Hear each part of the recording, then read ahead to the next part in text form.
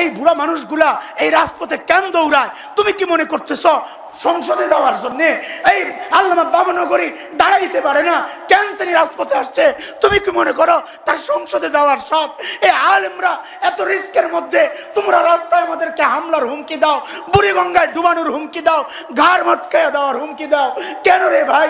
আমরা কেন এই কথাগুলো বলতেছি এই জন্যে যে হায় নবী যদি ডাক দিয়া জিজ্ঞেস করে, এ আলেমরা তোদেরকে ওয়ারাসাতুল আম্বিয়া ঘোষণা দিয়া আমি আমার জিম্মাদারি তোর কাছে দিয়ে আসলাম, আমি তো কাইন্দা কাইন্দা উম্মতকে জাহান্নামের রাস্তা থেকে জান্নাতের রাস্তায় পৌঁছেছি, তুই কি করছস? নবীর সামনে কি জবাব দিব? ওই জবাবের ভয়ে বুড়া মানুষগুলা রাস্তায় নামছে। ওই জবাবের ভয়ে মামুনুল হক আজকে চিল্লায়। কেন চিল্লায়? যে নবীর চিল্লান, নবীর ধমক যেন না খাইতে হয়, আল্লাহর ধমক যেন না খাইতে হয়। এই কণ্ঠগুলো স্তব্ধ করার চেষ্টা হচ্ছে, এই কণ্ঠগুলো বন্ধ করার চেষ্টা হচ্ছে। শুনে রাখেন মামুনুল হকের ওই বক্তব্য মামুনুল হকের বক্তব্য না, এটা কোটি তাওহীদি জনতার বক্তব্য। একজন মামুনুল হককে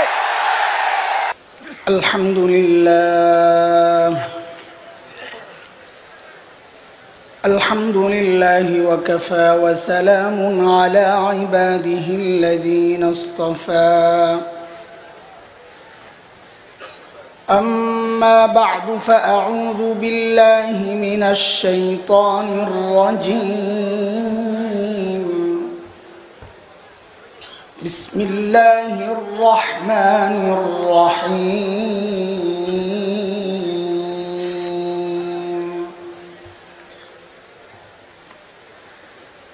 ألم نشرح لك صدرك ووضعنا عنك وزرك الذي أنقض ظهرك ورفعنا لك ذكرك فإن مع العسر يسرا إن مع العسر يسرا فإذا فرغت فانصب وإلى ربك فارغب. آمنت بالله صدق الله العلي العظيم.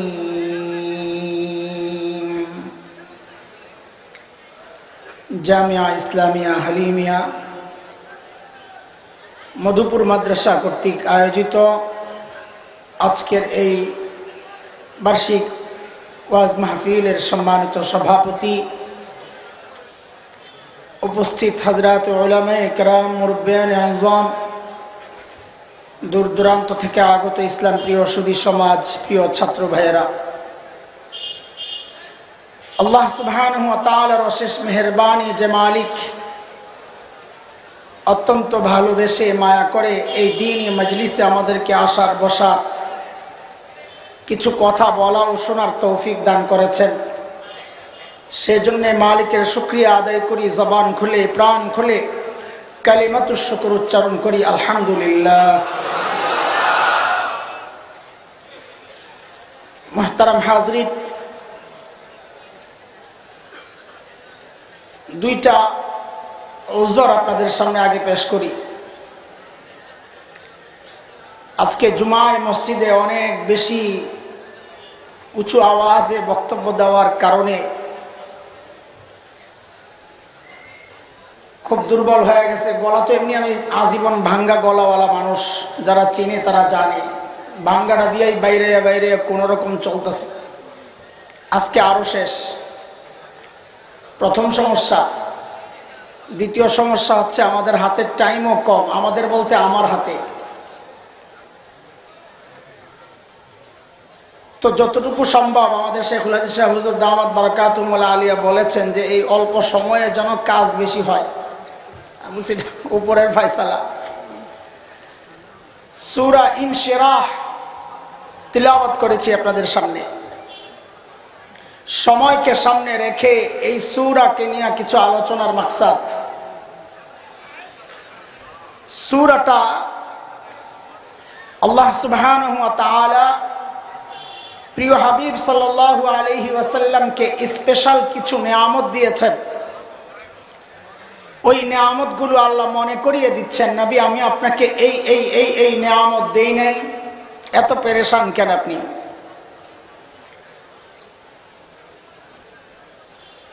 প্রথম আয়াতে আল্লাহ বলতেছেন আলাম নাশরাহ লাকা সাদরাক, নবী আমি কি আপনার সিনা খুলে দেই নাই? মুফাসসিরিন কিরাম এই আয়াতের অনেক ব্যাখ্যা করেছেন, অনেক ব্যাখ্যা। আমি অল্প দুই একটা করার চেষ্টা করব ইনশাআল্লাহ, যেহেতু লম্বা সূরা, তাফসীর হিসাবে লম্বা সূরা আর কি। আয়াত তো একটারই তরজমা অনেক সময় লাগার কথা।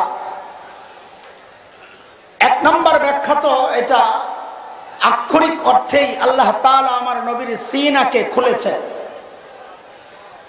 ছোটবেলায় একবার হযরত হালিমাতুস সাদিয়া রাদিয়াল্লাহু আনহার বাড়িতে, আরেকবার মিরাজে যখন উঠায় আনেন তখন, যাকে আমরা শাক্কে সাদর বক্ষ বিদীর্ণ যে ঘটনা ওই হিসাবে জানি।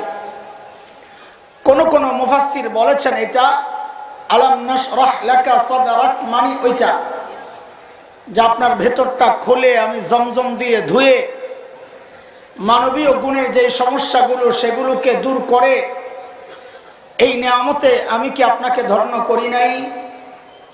সান্ত্বনা দিচ্ছেন আল্লাহ তাআলা। এত মন খারাপ কেন? এত মন খারাপ করার কি আছে? এই নিয়ামত আপনাকে দেই নাই।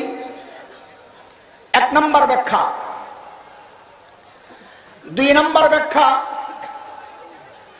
আলাম নাশরাহ লাকা সাদরাক, নবী আমার আমি কি আপনার দিলটাকে ইলম আর মারিফতের নূর দিয়া ভরপুর করে দেই নাই? ঈমানি চেতনা, দিন বুঝার মানসিকতা, দিন মানার মানসিকতা, এটা কি আপনাকে দেই নাই? এটা অনেক বড় নিয়ামত।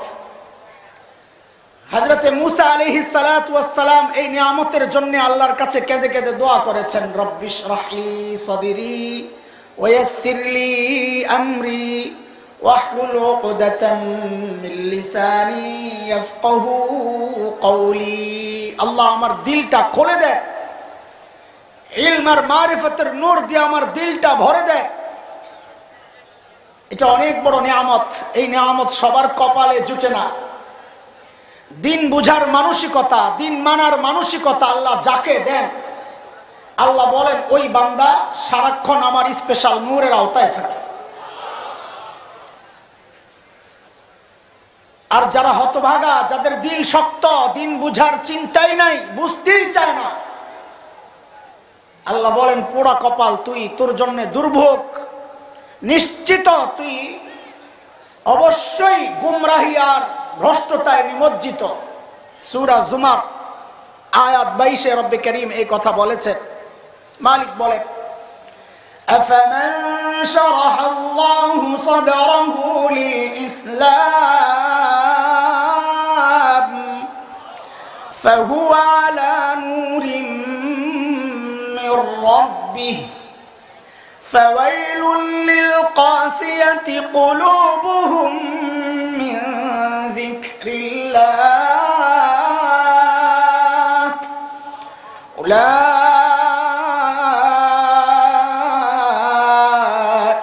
ফি দালালিন মুবিন।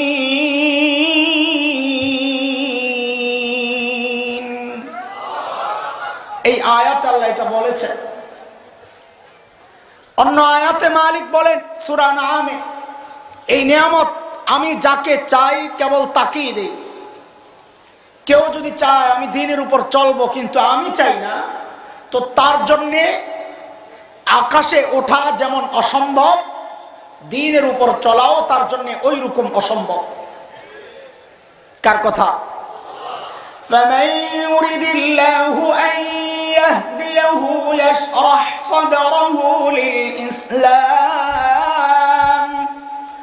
ومن يرد أن يضله يجعل صدره ضيقا حرجا كأنما يصعد يصعد في السماء كذلك يجعل الله الرجس على الذين لا يؤمنون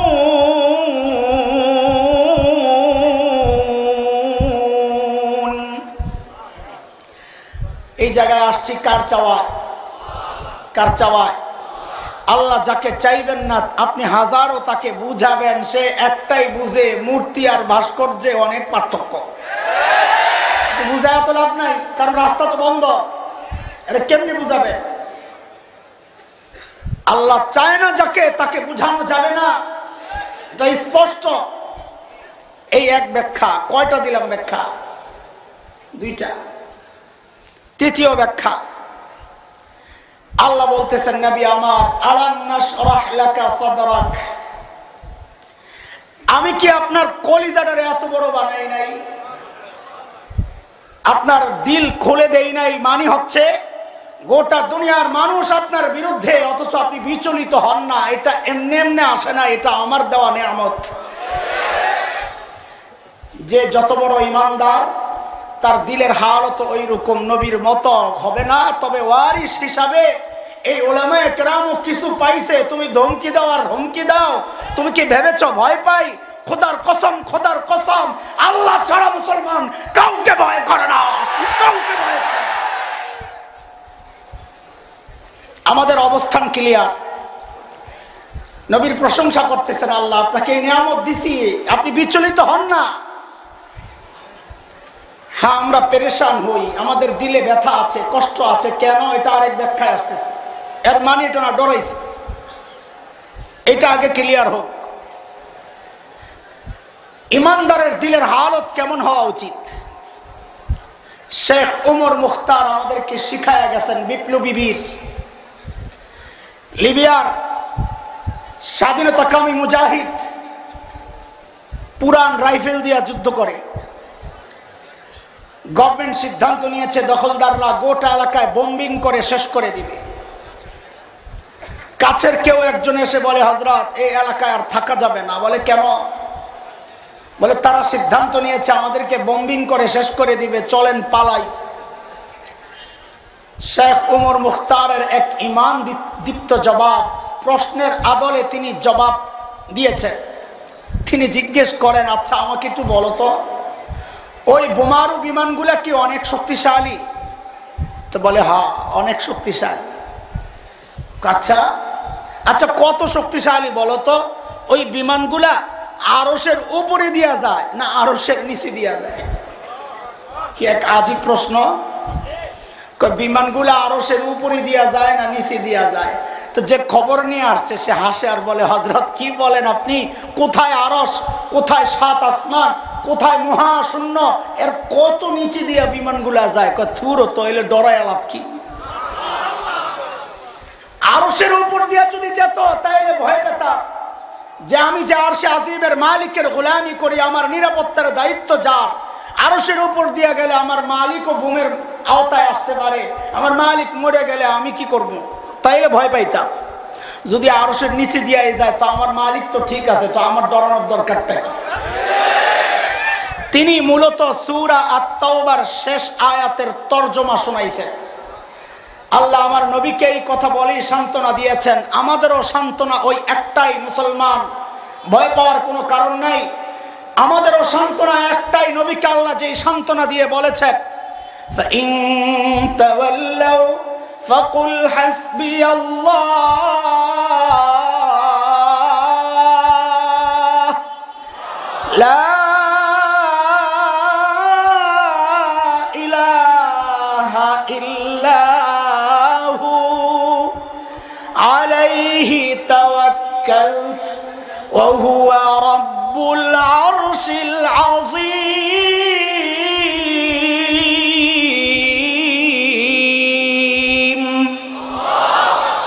কিরে ভাই ডাবল আওয়াজ আসে কেন মাইকওয়ালা কইরে তুই ঠিক কর জলদি নাইলে তোরে সাদি নিয়ে কইলাম সিঁড়ি সারা নামাই দেব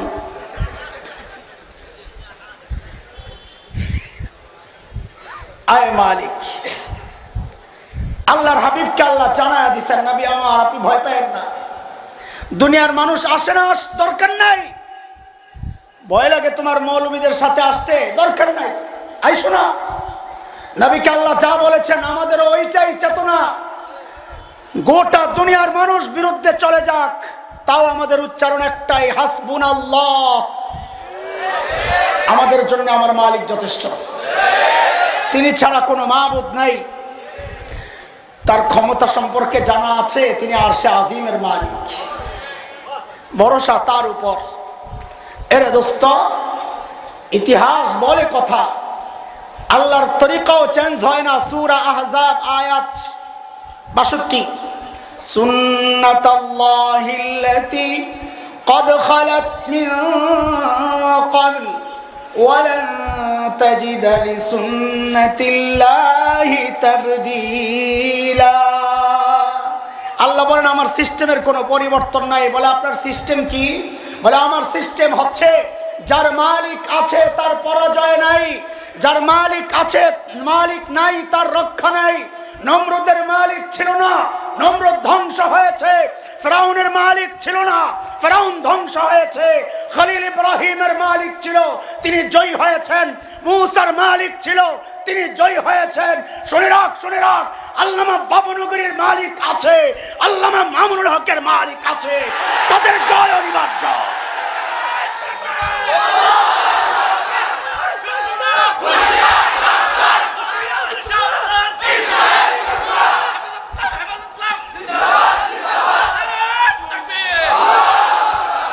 আজকে আমেরিকা তোমারে ভয় দেখায়, এক বিড়ালের মাথা। ইসরায়েল হুমকি দেয়, আরেক বিড়ালের মাথা। ভারত চোখ রাঙ্গানি দেয়, এটা আরেক বিড়ালের মাথা। চীন মাঝে মধ্যে দিতে চায়, ওটা আরেক বিড়ালের মাথা। ইউরোপীয় ইউনিয়ন মাঝে মধ্যে ধমক দেয়, মনে রাখো এটা আরেক বিড়ালের মাথা। সবগুলা মিলাইলো, এগুলা বিড়ালের মাথা। তুমি বাঘের বাচ্চা লেনজাড়া দেখায় দাও, সব পালাবে। কথা ঠিক কিনা? মুসলমান কাউরে ভয় পায় না, মুসলমান ভয় পায় কাকে? কেন? কেন?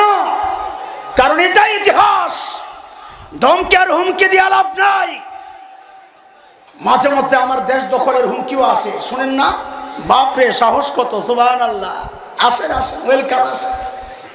সিন্নি আপনাদের জন্য রাখছি, বিড়াল শুটকির বত্তা আপনার জন্য রেডি, আসে। ওয়েলকাম, ওয়েলকাম, আসেন। একবার খালি পাও দিয়া দেখ, একটাকে পালাতে দেওয়া হবে না, পালাতে দেওয়া হবে না। মুসলমানদের দেশ এটা। আমরা বলি না অন্য দেশ থাকবে না, অন্য মানুষ থাকবে না, থাকবে, থাকবে। হিন্দু, বৌদ্ধ, খ্রিস্টান, মগ, মুরাং, গারো, চাকমা, কুকিল, সাঁওতাল, টিপরা সব থাকবে, কোনো বাধা নাই। বকে নিয়ে থাকবো। থাকবে না শুধু মালাউনরা। কারা? মালাউন মানে হিন্দু। এই সমাজের এক শ্রেণীর মানুষ আছে, হিন্দু দেখলেই কয় মালাউন। মালাউন আরেক জাতি। কোরআনে যাকে মালাউন বলছে, আমরাও তাকেই মালাউন বলতে চাই। নির্দিষ্ট কোন ধর্ম অনুসারীকে মালাউন বলতে। সূরা আহজাব আয়াত 57, আল্লাহ মালাউনের পরিচয় দিয়েছেন তো। ইন্নাল্লাযীনা ইউযুনাল্লাহা ওয়া রাসূলাহু লা'নাহুমুল্লাহু ফিদ দুনিয়া ওয়াল আখিরাহ ওয়া আ'আদ্দা লাহুম আযাবান মুহিনা। আল্লাহ বলেন মালাউন হচ্ছে যারা আল্লাহ আল্লাহ রসুলকে কষ্ট দেয়, ওইটা মালাউন। ওইটা যদি টুপি পয়রাও রসুলের বিরুদ্ধে অবস্থান নেয়, ওইটা যদি টুপি পয়রাও শিরিকের পক্ষে অবস্থান নেয়, তাইলে ওইটা টুপিওয়ালা দাড়িওয়ালা হওয়া সত্ত্বেও ওইটাও মালাউন। কথা বল ঠিক না? মালাউনদের রক্ষা নাই ইনশাআল্লাহ। আমাদের লড়াই নির্দিষ্ট কোনো গোষ্ঠীর সাথে নয়, নির্দিষ্ট কোনো ব্যক্তির সাথে নয়। মুসলমানদের লড়াই আল্লাহর পক্ষের লড়াই, মানে আল্লাহর দুশমনদের বিরুদ্ধে। মুসলমানদের লড়াই নবীর দুশমনদের বিরুদ্ধে। কথা কও ঠিক কিনা? আমাদের একটাই কথা, হযরত হাফিজ যার সেজদার সাক্ষী এই জমিন, আমাদের মুরব্বী হযরত পীর সাহেব হুজুর মধুপুরী দামাত বারাকাতুহুমুল আলিয়ার পবিত্র কদমের সাক্ষী যেই জমিন, যেই জমিন আল্লামা আহমদ শফির চোখের পানির সাক্ষী, ওই জমিনে সব জাতি থাকবে, কেবলমাত্র এদেশের মানচিত্রে যারা বিশ্বাস করে না, যারা ভিন্ন দেশের তাবেদারি করে নুন খায়, ওই দালালদের রক্ষা নয়, তাদের সাথে আপোষ নাই, যুদ্ধ চলবে, যুদ্ধ চলবে। এখানে আপোষ করলে চলবে না, কথা বলা লাগবে, চুপ থাকা যাবে না। বলে কেন কথা বলবেন? কারণ কান্দে ওয়ারাসাতুল আম্বিয়ার মুকুট পড়ছে, কান্দের দায়িত্ব আসছে। ডরে ভয়ে, নিজের জানের নিরাপত্তার ভয়ে যদি চুপ থাকি, নিজেকে আলেম পরিচয় দেওয়ার দরকার নাই। মালিকের পক্ষ থেকে পরিচয় এসে গেছে, আস্তা বোবা শয়তান, আস্তা বোবা শয়তান, আস্তা বোবা শয়তান। চুপ থাকা যাবে না। আমরা কারো ক্ষমতার ভাগ বাটোয়ারা চাই না। আল্লাহর কসম, আল্লাহর কসম, আল্লাহর কসম, সারাদিন আমাকে কসম কাটতে বললেও আমি খাবো। কাউকে ক্ষমতায় ওঠার সিঁড়িও হতে রাজি না। কেউ যেন দূর থেকে বসে বসে তালিয়া না বাজায়, তালিয়া না বাজায় যে সুযোগ আসতেছে। তোমাদেরকেও চিনি, তোমাদের এক নেতা 2 দিন 3 দিন আগেই তো বললেন, জাফরুল্লাহ চৌধুরী সাহেব তোমাদেরই নেতা, বলেছে নাউজুবিল্লাহ, ওই ভাস্কর্যের কথাবার্তা বাদ দিয়া নিজেদের ভেতরের কথাগুলো বলার আগে, গাধা ভেতরের কথা বলবো, আমরা যা বলবো মানবি? মানবি? তাই কোরআনের বিধান দেওয়া আছে, বলাৎকার, সমকামিতা, জেনা, ব্যভিচার সবগুলোর শাস্তি মৃত্যুদণ্ড চাই, মৃত্যুদণ্ড চাই, মৃত্যুদণ্ড চাই। তখন তো আবার বলবি না চলবে না। আমরা তো চাই ওয়েলকাম, আয় কোরআনের পথে। শুনলাম কামাল আতাতুর্ক সাহেবের বলে মূর্তি একটা বসানো হইব। মূর্তি তো না, এরা তো বলে কি স্ট্যাচু, ভাস্কর্য। মনে করছেন তুরস্ক মুসলিম রাষ্ট্র, এদেরটা বসাইলে বুঝে আমরা কিছু কমু না? নবী মুহাম্মদুর রাসূলুল্লাহর ভাস্কর্য যদি বানানো হয়, মুসলমান সর্বপ্রথম ভাঙতে যাব আমরা ইনশাআল্লাহ। তুরস্ককে ফলো করার আগে যেন ওই জিনিসটাও মাথায় রাখা হয়। তুরস্কের আয়া সুফিয়ার খতিব সাহেব খুতবা দেওয়ার সময় উন্মুক্ত তরবারি হাতে খুতবা দেয়, ওটাও যেন মাথায় থাকে। ফলো করবা তো সব করো, সমস্যা নেই। সৌদি আরবে মূর্তি আছে, সৌদি আরবে জেনা করলে কল্লা কাটা যায়, হত্যা করলে কল্লা কাটা যায়, ওটাও চালু করো। মানবা তো সব মানবা, কিছু মানবো কিছু মানবো না, সুবিধাবাদী জিন্দাবাদ চলবে না। আল্লাহ বলেন, আলাম নাশরাহ লাকা সাদরাক, আগে নবী আমি কি আপনার বক্ষ খুলে দেই নাই? আপনার দিলটাকে আমি এত বড় করে দেই নাই? এত বাধা, এত বিপত্তি সত্ত্বেও দেখি আপনি ঘাবড়ান না। এটা এমনি হয় নাই, এটা মালিকের পক্ষ থেকে আপনার জন্য স্পেশাল নিয়ামত। ওই নিয়ামত ওলামায়ে কেরামও পাইছে আলহামদুলিল্লাহ, ইমানদাররাও পাইছে আলহামদুলিল্লাহ। 3টা ব্যাখ্যা দিলাম, খেয়াল করতে থাকেন। 4র্থ ব্যাখ্যা, এটা বলার জন্যই মূল আসলে এই সূরার আলোচনা শুরু করছি। 4র্থ ব্যাখ্যা, আলাম নাশরাহ লাকা সাদরাক, ওগো নবী আমি কি আপনাকে উদার বানাই নাই? আপনার বক্ষ উন্মুক্ত করি নাই, মানে আমি কি আপনাকে উদার বানাই নাই? শত্রুর এত নির্যাতন সত্ত্বেও আপনি তাদেরকে বুক দেখান, পিঠ দেখান না। শত্রুর এত নির্যাতন সত্ত্বেও আপনি তাদের জন্য বদদুয়ার হাত ওঠান না, দোয়ার হাত ওঠান। এই উদারতা কই পাবেন? উহুদের যুদ্ধে নবী আলাইহিস সালাতু ওয়াস সালাম রক্তাক্ত, হযরতে সাহাবায়ে কেরাম রক্তাক্ত, দেহ মুবারক ক্ষত বিক্ষত, মাথা ক্ষত বিক্ষত, দান্ডা নাই, শহীদ হয়ে গেছে। সাহাবায়ে কেরাম মানব ঢাল তৈরি করছেন নবীর গায়ে যেন না লাগে। কারো কারো পেছনে পেছনে তীর বিদ্ধ হতে হতে, পাথরের আঘাত লাগতে লাগতে পুরোটা থেতলে গেছে, পুরোটা শরীর। আয় নবী আলাইহিস সালামের মাথার মধ্যে, হেলমেটের মাথায় যে লোহার বর্ম ছিল, লোহার যে টুপি ছিল, এটার একটা টুকরা মাথার ভেতরে ঢুকে গেছে। বের করা যাচ্ছে না। এক সাহাবী দৌড়াইয়া যায় বলেন আমি বের করবো, দাও। দাঁত দিয়া কামড় দিছে, টান মারছে তো দাঁত পড়ে গেছে, রক্ত পড়তেছে চপচপ করে। আরেক সাহাবী বলে তুমি সরো, আমাকে দাও। বলে যেই কয়টা দাঁত আছে যতক্ষণ আছে কাউরে দেব না। আরেক দাঁত দিয়া টান দিছে তো আরেকটা পড়ে গেছে, আরেকটা দিয়া টান দিছে তো বের হয়ে গেছে। রাসূলের মাথা দিয়া চপচপ করে রক্ত পড়তেছে। আরেক সাহাবী দৌড়ায় যায় চুষে চুষে রক্তগুলা খায়া ফেলছে। জায়েজ না জায়েজের মাসআলা জিজ্ঞেস করো না, এটা আরেক বিষয়, লম্বা আলোচনা করে বুঝাইতে হবে, আমি ওইদিকে যাচ্ছি না। সাহাবায়ে কেরামের এই কষ্ট নবীকে চারদিক থেকে ঘেরাও করে রাখছে। নবীও আহত, একটা গর্তের মধ্যে পড়ে রয়েছে। উহুদ পাহাড়, আমি গেছিলাম ওই গর্তের মধ্যে, 3 তলা 4 তলা উপরে, ওখানে যাইতে দেয় না। মদিনায় আমাদের কিছু ছাত্র আছে, ওরা গোপনে এক জায়গা দিয়ে নিয়ে গেছে। চিন্তা করেছি ওই জায়গায় কেমনে উঠছে এই আহত শরীরটা নিয়ে। প্রিয় হাবিব, কষ্টের মুহূর্তটা বুঝাইতেছি, কত কষ্টের মুহূর্ত। সাহাবায়ে কেরাম চারদিক থেকে পেরেশান, ইয়া রাসূলুল্লাহ একটু বদদুয়া করেন, আর পারতেছি না, সহ্য হয় না। এরে ভাই, সাহাবীদের এই কষ্ট নিজেদের জন্য না, কার জন্যে? কার জন্যে?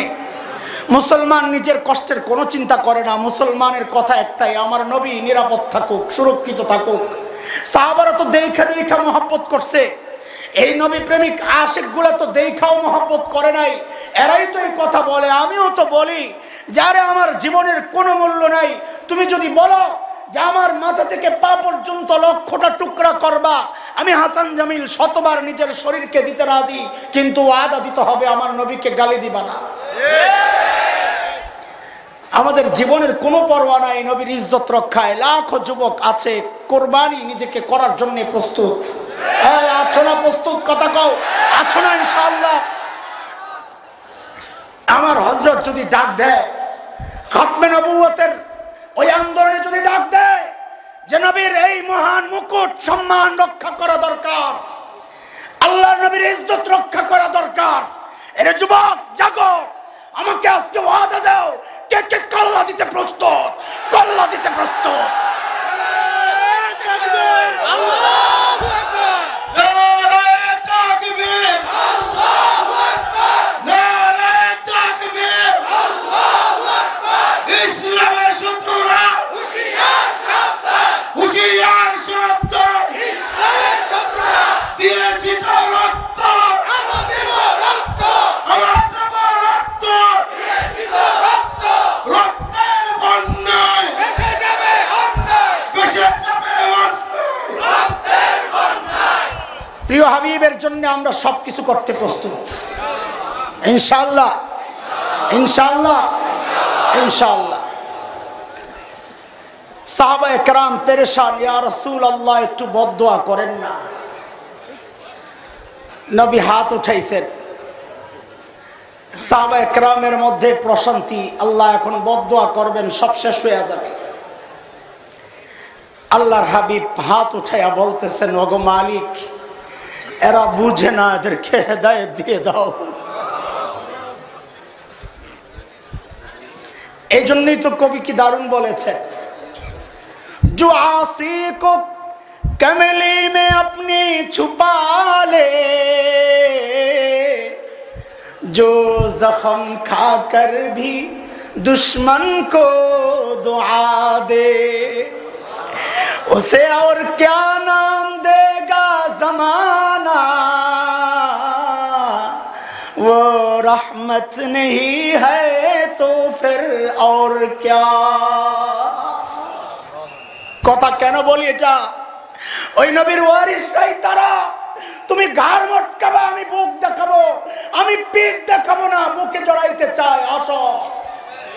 তুমি আমাকে বুড়ি গঙ্গায় ভাসাইতে চাও, তাই না? ভাসাও, ভাসাও, আমাকে কেন, 1000 জনকে ভাসাও। আল্লাহর জমিনে শিরক প্রতিষ্ঠিত কইরো না, আমাদের একটাই চাওয়া। এই বুড়া বয়সে মানুষগুলো রাজপথে কেন নেমেছে? ক্ষমতার ভাগচা। এই আলেমদেরকে দুশ্মন ভাবো, একবার চিন্তা করেছো তারা কি বলতে চায়? একবার চিন্তা করেছো? বুঝতেই তো চাও না। আমরা বলি দিনের কথা, তুমি মনে করো আমি দলের বিরুদ্ধে বলতেছি। আমরা বলি শিরকের বিরুদ্ধে, তুমি মনে করো আমি স্বাধীনতার বিপক্ষের লোক। স্বাধীনতা কি? এটা মুক্তিযুদ্ধ কেন হয়েছিল? এই দেশ থেকে ইসলামকে খেদানোর জন্যে। বলে মুক্তিযুদ্ধ কি দাড়ির বিরুদ্ধে হয়েছে? টুপির বিরুদ্ধে হয়েছে? পারি করতে রাজি না। স্বাধীনতার মহান ঘোষকের ওই ঐতিহাসিক ভাষণ, ৭ই মার্চের সেই তত্ত্ব ভাষণ আজও আমাদেরকে আন্দোলিত করে। প্রত্যেকটা কথার দাড়ি কমা সহ তুমি চিন্তা করো, বুঝে বুঝে। স্বাধীনতার মহান ঘোষক সেদিন বলেছিলেন, এবারের সংগ্রাম মুক্তির সংগ্রাম, এবারের সংগ্রাম স্বাধীনতার সংগ্রাম। রক্ত যখন দিয়েছি